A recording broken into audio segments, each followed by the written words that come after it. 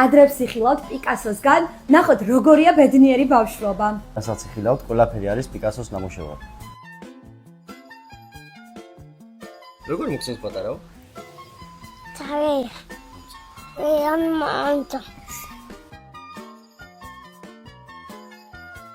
ეს არის ჩემი პრინცესული ოთახი.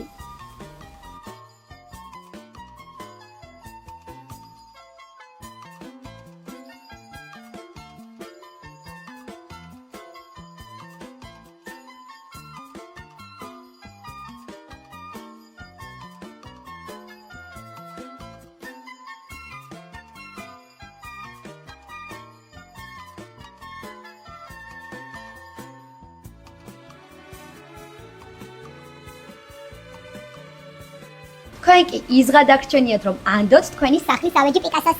დაგვირეკეთ მის სემულ ნომერს და აუცილებლად გეწვევით თქვენც.